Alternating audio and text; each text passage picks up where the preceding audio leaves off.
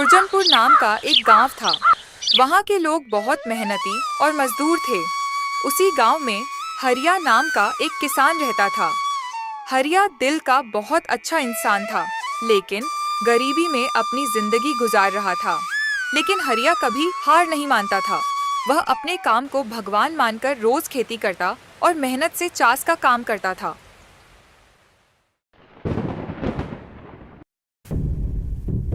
उसी गांव में सावकार दीपक सिंह रहते थे। दीपक सिंह कुछ कंजूस स्वभाव का आदमी था। वह गांव वालों को पैसे उधार देकर उन पर बहुत अधिक सूद वसूल करता था।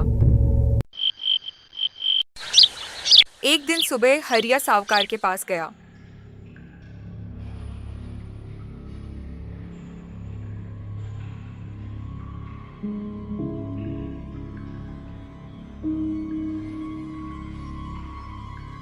सावकार जी प्रणाम। अरे हरिया, कितने दिन बाद तुझे देख रहा हूं रे। बता, यहाँ क्यों आया है? सावकार जी, मुझे कुछ रुपयों की जरूरत है। मैंने खेत की जुताई तो कर दी है, लेकिन बीज के लिए रुपयों की जरूरत है। इसलिए मैं आपके पास आया हूं। कृपया मेरी थोड़ी मदद कर दीजिए। अच्छा, तो इसीलिए आया है तू? बता, कितना रुपया चाहिए तुझे? और हाँ, तुझे तो मेरा हिसाब पता ही होगा। ब्याज पर ही लेना पड़ेगा बेटा, ब्याज पर। और हाँ, समय पर पैसा नहीं लौट आया तो तेरे जितने भी घर जमीन हैं सब मेरे नाम करवा दूंगा। ये सुनकर हरिया सभी शर्तों पर राजी हो गया और 10,000 रुपया ब्याज पर लेकर घर लौट आया।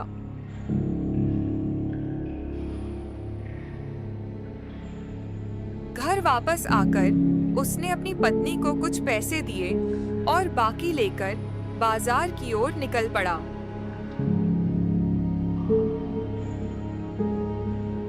बाजार पहुंचकर उसने बीजों की बोरी खरीदी और खेतों की ओर चल पड़ा।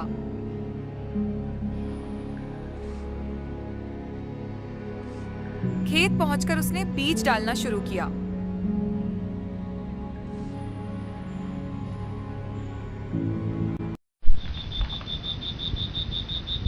कुछ दिन बाद हरिया की फसल मानो बहुत अच्छी आई। लोग भी कहने लगे कि देखो, हरिया ने तो जैसे जादू कर दिया।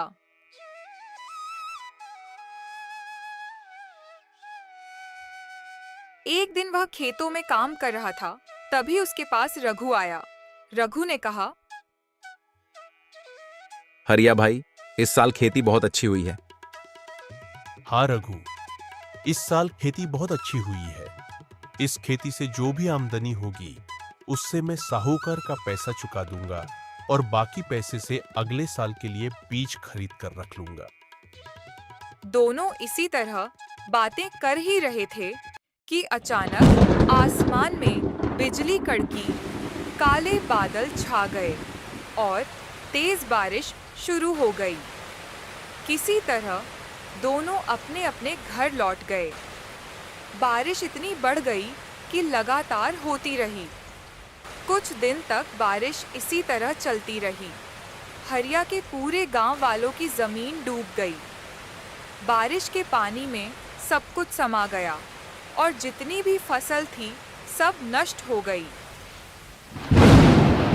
लगता है ये बारिश अब थमने का नाम ही नहीं ले रही। उधर हमारी खेती भी पूरी तरह बर्बाद हो चुकी है। हम तो मानो लूट ही गए हैं। अब सावकार का पैसा कैसे चुकाएंगे, सोचकर ही मेरा सिर चक्कर खाने लगता है। आप इतना टेंशन मत लीजिए। सिर्फ हमारा ही खेती बर्बाद नहीं हुआ है, पूरे गांव का खेती बर्बाद हुआ है। भगवान है, वो जरूर कुछ न कुछ उपाय निकालेंगे। आप बस थोड़ा धैर्य रखिए। यह कहकर हरिया और उसकी पत्नी सो गए। सुबह हुई तो बारिश थम चुकी थी। हरिया खेत पर गया और देखा कि पूरी फसल पानी में डूबकर बर्बाद हो चुकी है। यह देखकर उसका मन बहुत दुखी हो गया। टूटे दिल के साथ वह जंगल की ओर चला गया और वहां जाकर फूट फूट कर रोने लगा। उसी रास्ते से एक साधु महाराज गुजर रहे थे। उन्होंने रोने की आवाज सुनी और उस आवाज का पीछा करते हुए जब वहां पहुंचे तो देखा कि हरिया बैठा रो रहा है। साधु महाराज ने धीरे से कहा, क्या हुआ बेटा? तू क्यों रो रहा है? तेरी परेशानी क्या है? मुझे बता। तब भी हरिया ने पूरी घटना बाबा को बताई। बाबा ने सुनकर कहा,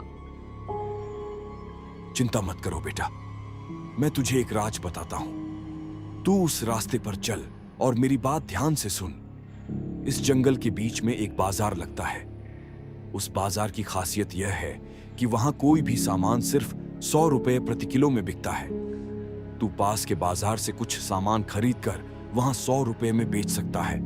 इससे तुझे अच्छा पैसा मिलेगा। इसी रास्ते पर चलकर तू साहूकार का कर्ज भी चुका पाएगा। लेकिन बाबा, वो रास्ता तो मैंने देखा ही नहीं। मैं तुझे वो रास्ता बताता हूं। यह कहकर साधु बाबा ने हरिया को रास्ता बताया और फिर वहां से आगे चल पड़े। हरिया वहां से उठकर घर आया। घर पहुंचते ही उसने बीवी से पैसे लिए और बाजार की ओर चल पड़ा।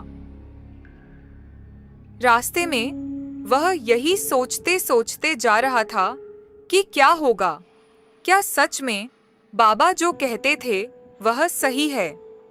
इसी सोच में डूबा वह आगे बढ़ ही रहा था कि तभी रास्ते में उसकी मुलाकात साहूकार दीपक सिंह से हुई।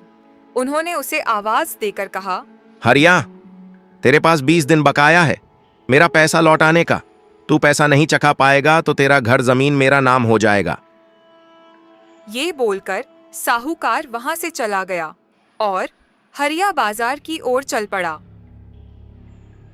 जब हरिया बाजार पहुंचा तो उसकी नजर तरबूज की दुकान, अनाज की दुकान और भुट्टे की दुकान पर पड़ी। वह पहले तरबूज की दुकान के सामने रुका और दुकानदार से कहा, भैया, तरबूज कितना रुपया किलो है? तरबूज 30 रुपया किलो है। आपको कितना किलो चाहिए? जैसे ही हरिया ने सुना कि तरबूज 30 रुपया किलो है, उसके मन में ख्याल आया, इतना रुपया देकर तो ले लूंगा, लेकिन तरबूज भारी हो जाएगा। मैं 100 किलो तो उठा ही नहीं पाऊंगा। अच्छा, एक काम करता हूँ, भुट्टे का भाव पूछ लेता हूँ। यह सोचकर वह भुट्टे की दुकान के पास गया। भुट्टे कितना रुपया किलो भाई? भुट्टा 10 रुपया किलो है। आपको कितना किलो चाहिए? हरिया ने ये सुनकर थोड़ा सोचा और सोचने के बाद 2 बोरी भुट्टा खरीद लिया। खरीद कर घर की ओर चला गया। घर पहुंचकर उसने अगले दिन का इंतजार किया और सो गया।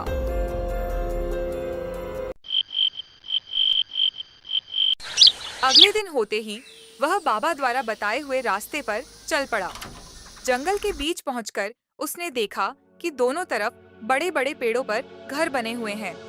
कुछ दूर आगे जाकर उसने देखा कि एक तरफ दुकानें लगी हैं और लोग वहां बैठकर सामान बेच रहे हैं। वह भी जाकर एक साइड पर बोरी खोलकर भुट्टे बेचना शुरू कर दिया। कुछ समय बीतने के बाद हरिया के पास एक आदमी आया और उसने पूछा, भाई, तुम्हारे पास कितने भुट्टे हैं? मेरे पास तो 70 किलो से ज्यादा भुट्टे हैं। आपको कितने किलो चाहिए? तो फिर एक काम कीजिए, ये सारे भुट्टे मुझे दे दीजिए। आप पैसा ले लीजिए और चले जाइए। मेरा आदमी आज ही आकर ये भुट्टे उठा ले जाएगा। यह सुनकर हरिया वहां से पैसा लेकर आ गया। रास्ते में वह सोचते हुए आ रहा था कि आज मैंने 1000 रुपए में भुट्टा खरीदा और 7000 रुपए में बेच पाया। अब वह यही सोच रहा था कि कल के लिए क्या लाऊं।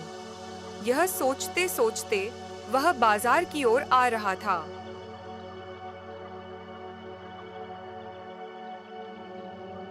इस बार बाजार पहुंचकर वह तरबूज की दुकान पर गया और 100 किलो तरबूज 1000 रुपए में खरीद लिया। बाकी के 6000 रुपए उसने पत्नी को दे दिए। अगले दिन सुबह फिर वह तरबूज लेकर उसी बाजार की ओर निकल पड़ा। आज भी उसने सारा तरबूज बेच दिया और बहुत रुपए कमाकर घर लौट आया। इसी तरह वह रोज कभी तरबूज, कभी गाजर, कभी मक्का लेकर बाजार जाता और बेचता रहा। धीरे धीरे उसके पास पैसा बढ़ने लगा। एक दिन वह साहूकार का पूरा मूल लेकर साहूकार के पास गया और उससे बोला, साहूकार जी, ये लीजिए आपका पूरा पैसा और मेरे घर जमीन के कागजात मुझे लौटा दीजिए। ये सुनकर साहूकार ने हरिया की घर जमीन का कागज उसे लौटा दिया और पैसा हाथ में लेकर सोचा, जो कल तक भिखारी था आज वह अमीर कैसे बन गया। यह सोचकर उसने हरिया पर नजर बनाए रखी। एक दिन हरिया बाजार से सामान खरीदकर जादुई चोर बाजार की ओर जा रहा था।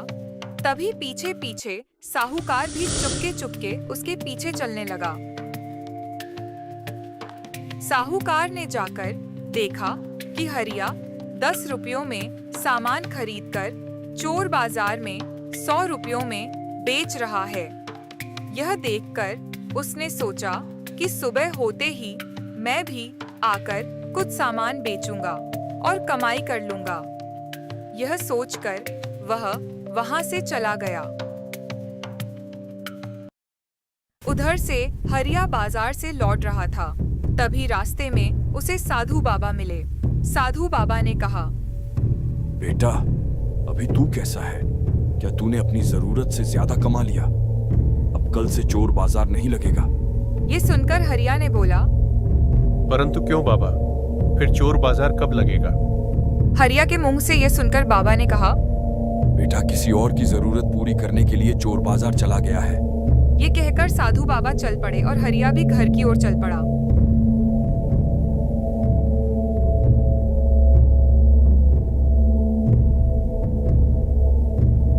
अगले दिन सुबह सुबह साहूकार ठेला भरकर सब्जियां लेकर चोर बाजार की ओर चल पड़ा। जाकर देखा कि वहां पर न तो बाजार है और न ही आज हरिया आया है। यह सोचकर वह बैठकर रोने लगा कि मेरा तो लाखों का नुकसान हो गया और खाली हाथ घर लौट आया। लेकिन इस तरह हरिया ने कहा, अगर हमारा वीडियो पसंद आया हो तो प्लीज लाइक, सब्सक्राइब और शेयर करें। मिलते हैं नेक्स्ट पार्ट में।